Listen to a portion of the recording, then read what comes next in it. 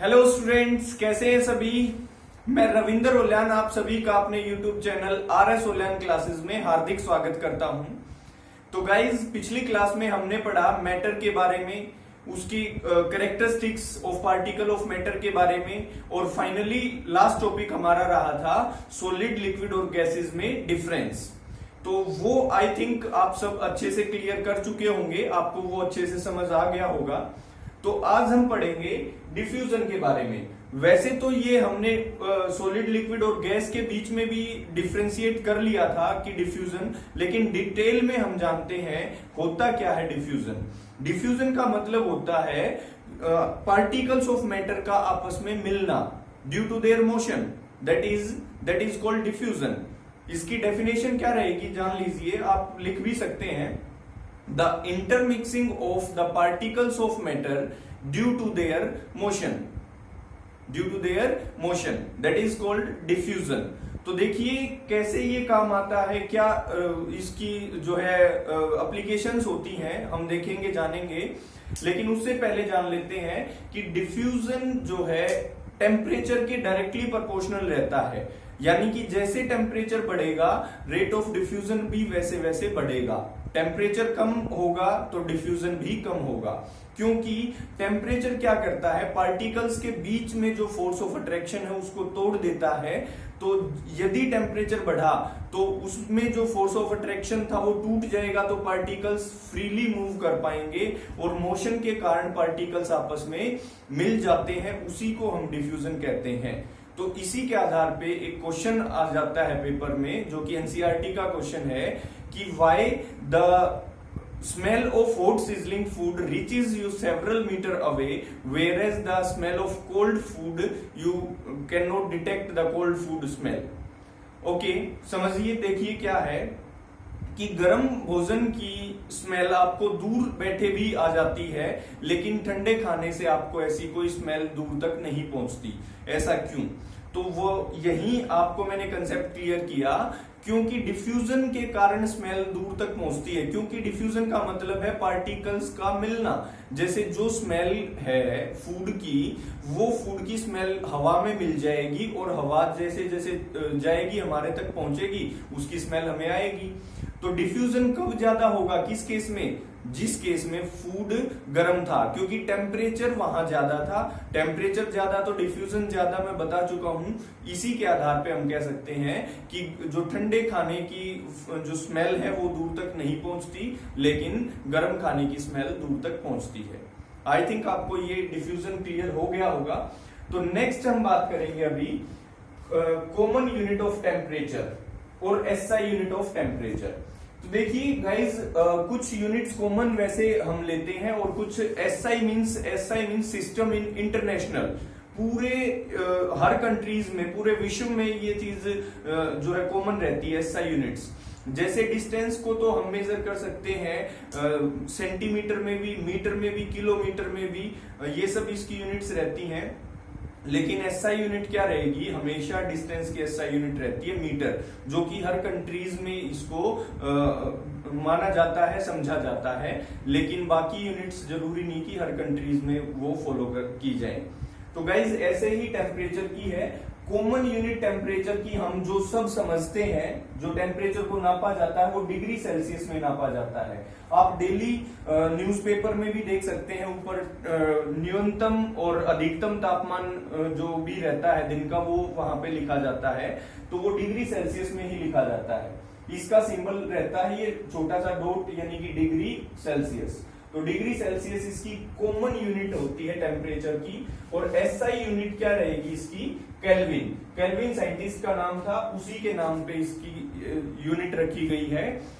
तो ध्यान रखेंगे, SI यूनिट तो टेम्परेचर की केल्विन होती है, लेकिन कॉमन यूनिट डिग्री सेल्सियस है। तो गाइज, हमें हमेशा SI यूनिट में कन्वर्जन के लिए कुछ फॉर्मूले ध्यान रखने होते हैं, यानी कि उनका कन्वर्जन हमें आना चाहिए, जरूरी है। तो इसी वजह से मैंने आपको यहां बताया है कि ये बात आपको अच्छे से समझ आ जानी चाहिए टेम्परेचर ऑन केल्विन स्केल, यानी कि केल्विन में जो टेम्परेचर होगा वो किसके बराबर होगा, जितना टेम्परेचर सेल्सियस स्केल में था प्लस 273 डिग्री सेल्सियस हमें 273 ऐड करना होता है। यदि केल्विन निकालना है, सेल्सियस दे रखा है, तो सेल्सियस में हमें क्या करना है, 273 एक फिक्स वैल्यू है जो कि हमें ऐड करनी है, तो वो किस में बदल जाएगा, केल्विन में। आप अपनी बात याद रखने के लिए क्या करेंगे, 0 डिग्री सेल्सियस में होते हैं 273 केल्विन, 0 डिग्री सेल्सियस में क्या होते हैं, 273 केल्विन। तो ये फॉर्मूला आपको आ गया होगा। यदि केल्विन में कन्वर्ट करना है, सेल्सियस गिवन है, तो सेल्सियस में हमें क्या करना पड़ेगा, 273 ऐड करना पड़ेगा, केल्विन में कन्वर्ट हो जाएगा। यदि केल्विन गिवन है और सेल्सियस निकालना है, तो ये 273 दूसरी तरफ जाके क्या हो जाएगा, माइनस हो जाएगा। तो वो चीज आप मैथ्स पढ़ते हैं, आपको अच्छे से आता है। तो ये मेन आप बात जो है याद रखेंगे। इसके लिए एग्जांपल देख लेते हैं। जैसे आपको कन्वर्ट करना है इनटू केल्विन, केल्विन में कन्वर्ट करना है, 25 डिग्री सेल्सियस गिवन है। तो 25 डिग्री सेल्सियस यदि गिवन है, तो देखो केल्विन में पढ़ा है हमने, केल्विन में अगर कन्वर्ट करना है, केल्विन में निकालना है, वो किसके बराबर होगा, सेल्सियस में क्या कर दें, 273 ऐड, तो क्या होगा, 273 ऐड कर दें किसमें, जितना सेल्सियस था, प्लस 25, तो ये क्या आएगा, 298। तो जो टेम्परेचर रहेगा केल्विन स्केल में वो क्या रहेगा, 298 केल्विन रहेगा। आप ऐसे याद रखेंगे, क्लियर है। यानी कि जितने भी डिग्री सेल्सियस दे रखा है उसमें हमें सिर्फ 273 ऐड करना है, जिसमें वो केल्विन में कन्वर्ट हो जाएगा। चलिए अगर बात करते हैं हमारी बॉडी का नॉर्मल टेम्परेचर, अगर हम बात करें तो वो होता है 37 डिग्री सेल्सियस। सेल्सियस के अंदर मैं बात बता रहा हूं आपको, तो कितना होता है, 37 डिग्री सेल्सियस। अगर केल्विन में कन्वर्ट करना है तो कितना होगा, तो 37 डिग्री प्लस 273 हम कर देंगे, तो ये क्या आ जाएगा, 310 केल्विन। हमारी बॉडी का जो नॉर्मल टेम्परेचर है वो कितना होगा, 310 केल्विन होगा। केल्विन में तो 310 नॉर्मल रहेगा, सेल्सियस में 37 डिग्री कॉमन है, यानी कि नॉर्मल है। और फ़ारेनहाइट में पढ़ते हैं वो 98.6, वो फ़ारेनहाइट स्केल में कॉमन और नॉर्मल टेम्परेचर होता है। ओके गाइस, तो ये आपको आ गया होगा। एक एग्जांपल कर लेते हैं। जैसे कि मैंने आपको बताया कि 0 डिग्री में होते हैं 273 केल्विन, यानी कि 0 डिग्री क्या है, हम कह सकते हैं इसको मेल्टिंग पॉइंट ऑफ वाटर, और we can say melting point of ice. Melting point होता है 0 डिग्री सेल्सियस। और अगर केल्विन में पूछा जाए आपको इनडायरेक्ट वे से कि केल्विन में कितना रहेगा टेम्परेचर, जो है we can say melting point of water कितना होगा केल्विन में, तो वो होगा 273। और बॉइलिंग पॉइंट वाटर का कितना होता है, 100 डिग्री सेल्सियस होता है, 100 डिग्री सेल्सियस। यदि केल्विन में निकालना है तो वो क्या हो जाएगा, 100 प्लस 273 दैट इज 373 केल्विन। इस प्रकार से हमें ये चीजें आनी चाहिए। कभी कभार क्वेश्चन ऐसे भी पूछा जा सकता है कि what is the physical state of water at, मान लो ये दे दिया 300 केल्विन, 310 केल्विन पे पानी किस स्टेट में होगा। स्टेट का मतलब ये नहीं कि हरियाणा, यूपी, पंजाब। स्टेट का मतलब कैसी स्थिति में होगा वो, यानी कि सॉलिड स्टेट में, लिक्विड स्टेट में या गैसेस में। तो ये 310 केल्विन कंफ्यूज मत होइए आप। इसको यदि हम सेल्सियस में कन्वर्ट कर लें तो क्या होगा, 310 में से 273 माइनस कर देंगे तो सेल्सियस में आ जाएगा, कितना हो जाएगा ये हो जाएगा 37 डिग्री सेल्सियस। तो हमें पता है 37 डिग्री सेल्सियस तो एक नॉर्मल टेम्परेचर है जहां पे पानी लिक्विड स्टेट में पाया जाता है, तो क्या होगा, लिक्विड होगा। इस प्रकार से आपको ये चीजें याद रखनी है। ओके, कोई डाउट है तो आप पूछ सकते हैं।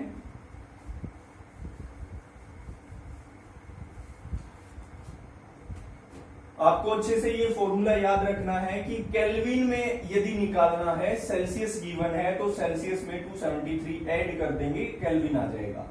यदि सेल्सियस निकालना है तो 273 उधर ले जाएंगे, केल्विन में से 273 माइनस करेंगे तो सेल्सियस आ जाएगा। बस ये बात आपको याद रखनी है। तो ये भी आपको आ गया है समझ में अच्छे से। नेक्स्ट टॉपिक हमारा रहेगा change of state of matter. देखिए हम बात करते हैं स्टेट जो थी मैटर की, वो क्या क्या थी फिजिकल प्रॉपर्टीज के आधार पे, सॉलिड, लिक्विड और गैस। तो क्वेश्चन पूछा जा सकता है, is it possible to convert the state of matter और change the state of matter? तो आंसर रहेगा यस, हम बदल सकते हैं मैटर की स्टेट को। तो क्वेश्चन अगर पूछा जाए हाउ इज इट पॉसिबल, कैसे ये संभव है, कैसे हम बदल सकते हैं, हाउ कैन वी कन्वर्ट या how can we change the state of matter, कैसे हम चेंज कर सकते हैं, तो उसके लिए आंसर आप बताएंगे ये by changing temperature and pressure. हम टेम्परेचर और प्रेशर को बदल के मैटर की स्टेट को बदल सकते हैं। और मुख्य तौर पे हम देखते हैं कि जो टेम्परेचर है, टेम्परेचर इनवर्सली प्रोपोर्शनल होता है प्रेशर के। जहां पे प्रेशर ज्यादा है वहां पे टेम्परेचर कम अगर रहेगा तो भी वही चीज बनेगी, और जहां पे प्रेशर कम है तो टेम्परेचर बढ़ाना पड़ेगा, प्रेशर ज्यादा है तो टेम्परेचर घटा के भी वही काम रहेगा। मोस्टली मीन्स ज्यादातर तो ये इनवर्सली प्रोपोर्शनल होते हैं, टेम्परेचर और प्रेशर एक दूसरे के विपरीत होते हैं, लेकिन कभी कभार डायरेक्टली भी हो जाते हैं। तो देखिए कैसे बदली जाए स्टेट, फिर से मैं आपको बता रहा हूं कि हम टेम्परेचर और प्रेशर को बदल के स्टेट बदल सकते हैं। देखिए एग्जांपल के थ्रू, देखो जैसे सॉलिड है, सॉलिड के पार्टिकल्स आपस में टाइटली पैक्ड होते हैं, इसको मैं कह सकता हूं आइस। आइस क्या है? सॉलिड है।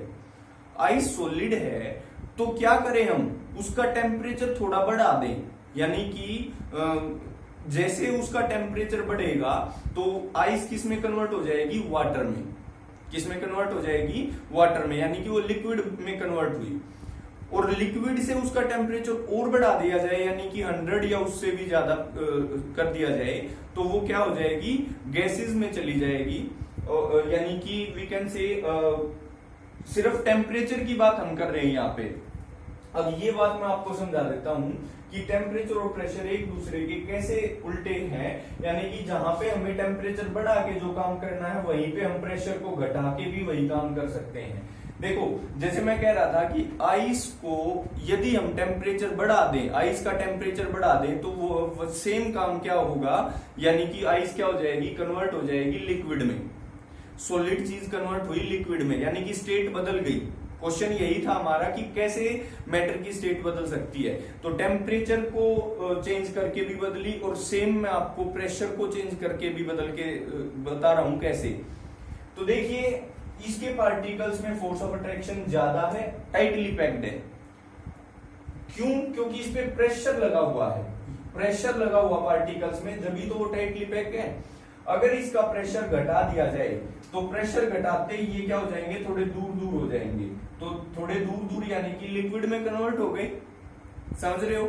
या फिर देखिए ये पार्टिकल्स दूर है, इन पे प्रेशर मैं लगाऊंगा, प्रेशर लगाऊंगा तो ये पास में आएंगे, पास में आएंगे तो ये किसमें कन्वर्ट होंगे? सॉलिड में, यानी कि आइस में। देखो लिक्विड आइस में यानी कि सॉलिड में कब कन्वर्ट हुआ? जब प्रेशर हमने बढ़ाया, प्रेशर इंक्रीज किया। प्रेशर इंक्रीज करने से लिक्विड सॉलिड में कन्वर्ट हो रहा है।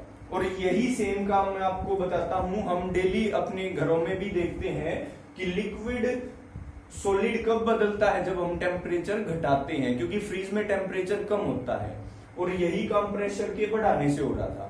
तो इसी वजह से मैंने आपको यहां बताया टेम्परेचर और प्रेशर एक दूसरे के इनवर्सली प्रोपोर्शनल होते हैं। आ गया गाइस समझ? ओके, तो नेक्स्ट हम बात करते हैं suggest method to liquefy atmospheric gases. NCERT का अच्छा क्वेश्चन है कि हमें वो मेथड्स बताने हैं कि हम किस प्रकार से एटमॉस्फेरिक गैसेस को लिक्विफाई कर सकते हैं। देखो सॉलिड के पार्टिकल बहुत टाइटली पैक्ड आपस में, लिक्विड के थोड़े थोड़े दूर हैं, और गैसेस के और ज्यादा दूर हैं। तो हमें क्या करना है, गैसेस को लिक्विफाई करना है, मतलब इधर लाना है इसमें। तो क्या करें हम, बाय अप्लाइंग प्रेशर, यानी कि प्रेशर लगा दें गैसेस के पार्टिकल्स पे, इंक्रीज कर दें प्रेशर। तो प्रेशर इंक्रीज करेंगे तो वो थोड़ा पास में आ जाएंगे, तो थोड़ा सा पास में आएंगे यानी कि वो लिक्विड में कन्वर्ट हो जाएंगे। तो फर्स्ट स्टेप हम कह सकते हैं by increasing pressure on particles of matter.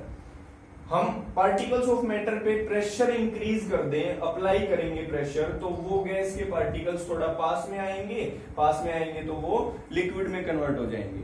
Second point हम कह सकते हैं, मैंने आपको बताया टेम्परेचर को भी तो चेंज करके ऐसा किया जा सकता है। अगर प्रेशर बढ़ा है तो टेम्परेचर घटाना पड़ेगा। तो बाय डिक्रीजिंग टेम्परेचर। तो ये दो पॉइंट्स आप इसमें बताएंगे कि किस प्रकार से हम एटमॉस्फेरिक गैस को लिक्विफाई करेंगे। तो by increasing pressure of the particle of matter and by decreasing temperature. तो इस प्रकार से अगर हम अप्लाई कर पाते हैं तो एटमॉस्फेरिक गैस लिक्विड में कन्वर्ट हो जाती है। ओके, तो अब ये जो आपके सामने पिक्चर बनी हुई है ये आपको अच्छे से समझनी है, यहां से क्वेश्चन जरूर बनता है, कोई ना कोई डेफिनेशन।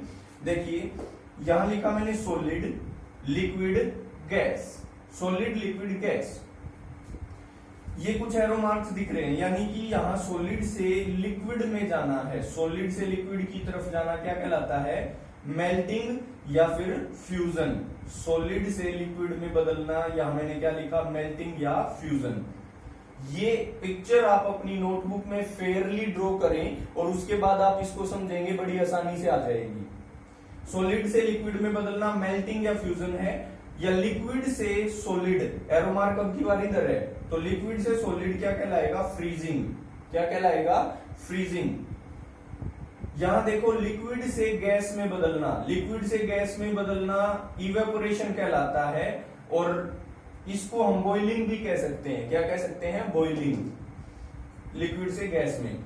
यदि गैस से लिक्विड में, अब एरो मार्क इधर है, तो गैस से लिक्विड में बदलना क्या कहलाता है, कंडेंसेशन। कंडेंसेशन। सॉलिड से डायरेक्टली गैस में या गैस से डायरेक्टली सॉलिड में, दोनों ही प्रोसेस सब्लिमेशन कहलाते हैं। क्या कहलाते हैं, सब्लिमेशन। तो ये कुछ ना कुछ पॉइंट्स यहां से आप जरूर सीखिए। देखिए जरूर कोई ना कोई पॉइंट यहां से पेपर के लिए पूछा जा सकता है कि डिफाइन फ्यूजन या define melting, freezing, condensation, evaporation या सब्लिमेशन, कोई ना कोई पॉइंट जरूर पूछा जाएगा।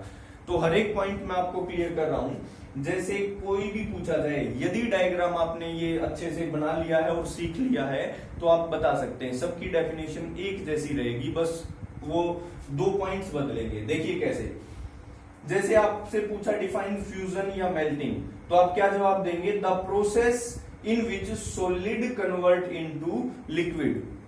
तो ये वो प्रोसेस है जिसमें सॉलिड जो मैटर है वो किस में कन्वर्ट हो जाता है, लिक्विड में। इसको फ्यूजन या मेल्टिंग कहा जाता है। अगर फ्रीजिंग पूछे तो आप क्या कहेंगे, the process of conversion of liquid matter into solid, that is called freezing. Evaporation पूछा जाए या बॉइलिंग, तो ये आप कहेंगे the process in which liquid convert into gases. और कंडेंसेशन पूछे तो आप क्या कहेंगे, the process in which gases convert into liquid. सब में सेम है।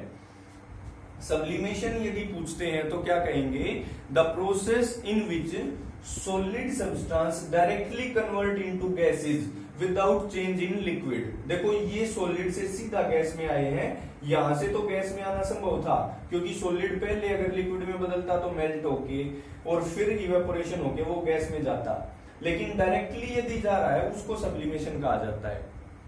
The process in which solid substance directly convert into gases without change in liquid, ये इसकी डेफिनेशन रहेगी। और सब्लिमेशन कौन कौन करता है उसके एग्जांपल आप याद रखेंगे, नेपथलीन बॉल्स, कैम्फर, सॉलिड CO2 को ड्राई आइस भी कहा जाता है।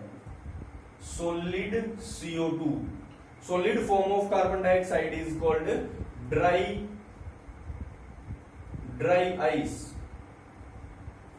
ड्राई आइस, याद रखिए ये क्वेश्चन पूछ लिया जाता है।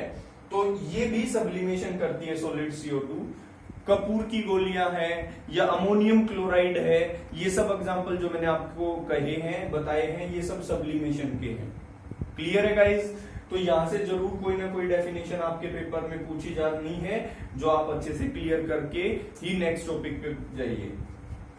ओके, तो अब बात कर लेते हैं हम लेटेंट हीट की। तो लेटेंट हीट का मतलब होता है एक छुपी हुई हीट, यानी कि हम कह सकते हैं कि जैसे हमने चेंज किया, देखिए मैं आपको क्लियर करता हूं डायग्राम के थ्रू।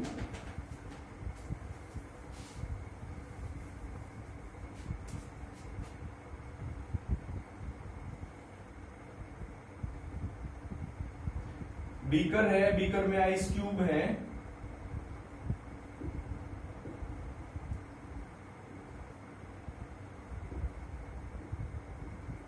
और नीचे से बर्नर हमने लगाया।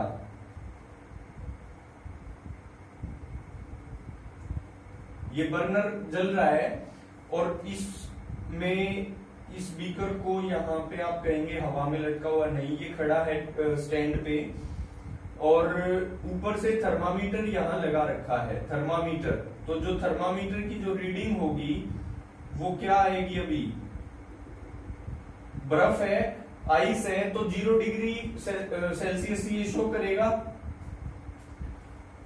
और देखिए कुछ समय बाद ये बर्नर जैसे जल रहा है तो ये बर्फ जो है वो पिघलनी शुरू हो जाएगी। बर्फ पिघलेगी, मेल्ट होएगी, तो उस समय पे क्या हुआ कि स्टेट तो बदल रही है, यानी कि सॉलिड से लिक्विड में कन्वर्ट हो रही है, लेकिन उसके बावजूद टेम्परेचर यदि इस थर्मामीटर में हम देखें तो भी 0 डिग्री रहेगा। और वो कब तक 0 रहेगा? जब तक सारी की सारी बर्फ पानी में कन्वर्ट ना होती हो या ना हो जाए, तब तक वो क्या रहेगा? 0 डिग्री ही शो करेगा। लेकिन उसके बावजूद भी कुछ समय तक ये टेम्परेचर कांस्टेंट रहता है, 0 डिग्री पे ही रहता है। इसमें ये अच्छा क्वेश्चन है, एनसीईआरटी का अच्छा क्वेश्चन है, पूछा जाएगा पेपर में कि why the temperature remain constant during change in state of matter.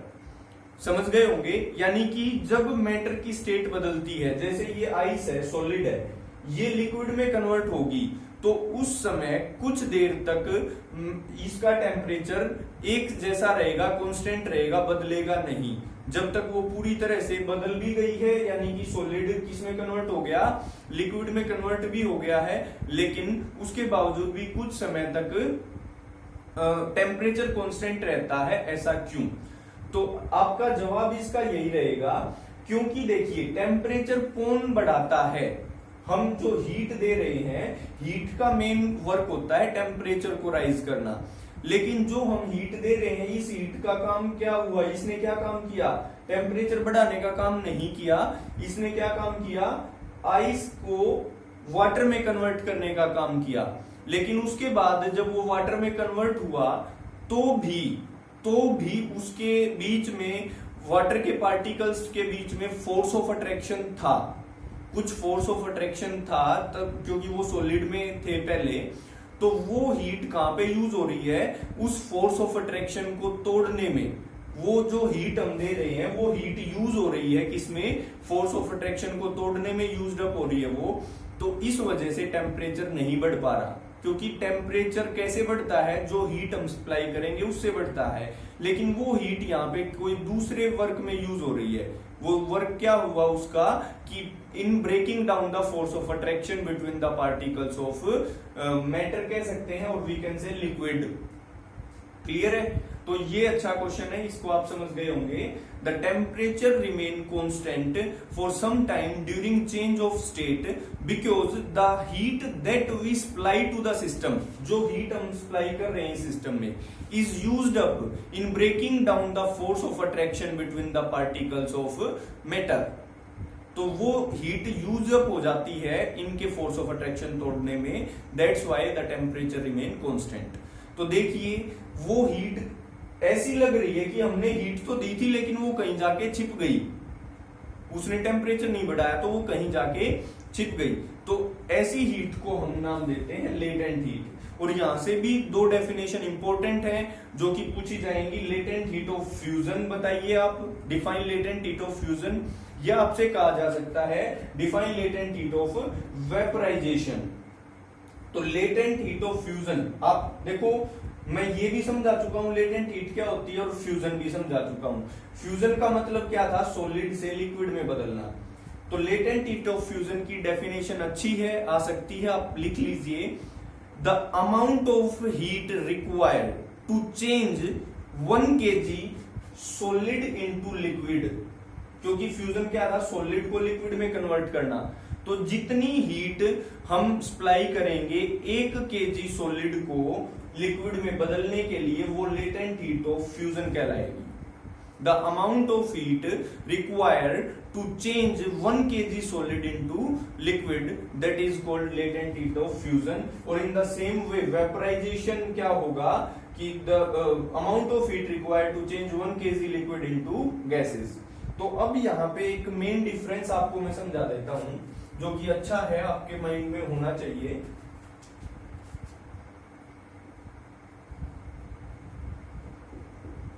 एक होता है इवेपोरेशन और एक होता है वेपराइजेशन। इनमें एक मेन डिफरेंस है, बच्चे इनको नहीं क्लियर कर पाते हैं लास्ट टाइम तक। होता तो दोनों का मतलब है लिक्विड से गैस में कन्वर्ट होना, दोनों का मतलब क्या होता है, लिक्विड से गैस में कन्वर्ट होना। पर अंतर है इन दोनों में, क्या अंतर है देखो। इवेपोरेशन तो एक नेचुरल फिनोमिना है, नेचुरल फिनोमिना है, और ये हम फॉलो कराते हैं बाय इंक्रीजिंग टेम्परेचर। टेम्परेचर बढ़ा देते हैं तो बॉईल करते हैं, वी कैन से इसको बॉइलिंग भी लिखा जा सकता है। तो बॉइलिंग करके ऐसा किया जाता है, जब हम बॉईल करेंगे लिक्विड को वो गैस में कन्वर्ट होगा। तो याद रखिए इसका मेन, इवेपोरेशन का मेन एक पॉइंट कि इसमें बिलो बॉइलिंग पॉइंट। इवेपोरेशन में वाटर जो है यानी कि लिक्विड कन्वर्ट होता है गैसेस में below it's boiling point, below it's boiling point. जैसे कि हम यहाँ पे पानी बिखेर दें या थोड़ा पानी वैसे ही यहाँ पे गलती से बिखर जाए तो कुछ समय बाद वो सूख जाएगा, यानी कि वो लिक्विड गैस में कन्वर्ट होके चला गया। तो वो क्या यहाँ पे 100 डिग्री सेल्सियस है टेम्परेचर? नहीं, यहाँ पे 100 डिग्री सेल्सियस नहीं है। मेनली हम जो कॉमन रूम टेम्परेचर मानते हैं, normal room temperature, that is 35 degree Celsius. तो यानी कि 100 डिग्री से कम टेम्परेचर पे यदि लिक्विड गैसेस में कन्वर्ट हो जाता है तो उसको हम बोलते हैं इवेपोरेशन। और ये नेचुरल फिनोमिना है, अपने आप होता है। और वेपराइजेशन हम कराते हैं बाय इंक्रीजिंग टेम्परेचर, और इसमें लिक्विड गैसेस में कन्वर्ट होता है at its boiling point. At its boiling point means 100 degree पे जब हम वाटर को हीट करते हैं तब वो गैसेस में कन्वर्ट होगा। तो उस समय पे वो क्या कहलाएगा, वेपराइजेशन, वो प्रोसेस वेपराइजेशन कहलाएगा। और इवेपोरेशन की डेफिनेशन आप लिख सकते हैं, मैंने आपको बताया, it is the natural phenomena in which the liquid convert into gases below it's boiling point, below it's boiling point लिख सकते हैं आप। और वेपराइजेशन में भी आप क्या कहेंगे, the process of conversion of liquid into gases at its boiling point. ये इनका मेन डिफरेंस था जो आपको याद रखना है।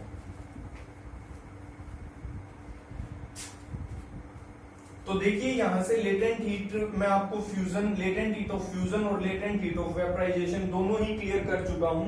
एक क्वेश्चन इनमें से पूछा जा सकता है, या टेम्परेचर रिमेन कांस्टेंट वाला क्वेश्चन भी मैं आपको बता चुका हूं कि टेम्परेचर क्यों कांस्टेंट रहा था, क्योंकि वो जो हीट हम सप्लाई कर रहे थे वो हीट यूज अप हो रही थी to break down the force of attraction between the particles of matter. That's why the temperature remain constant during the change of state.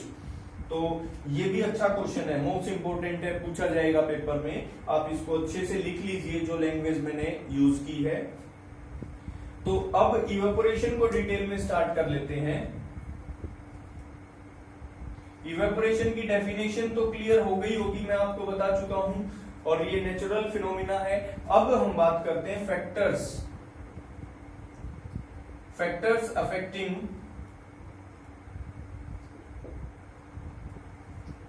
Rate of evaporation,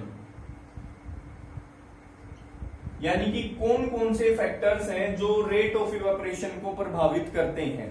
तो मैं यहां पे वो फैक्टर्स लिख दे रहा हूं। टेम्परेचर,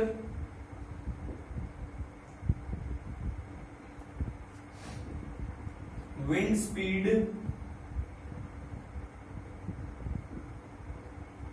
सरफेस एरिया और वी कैन से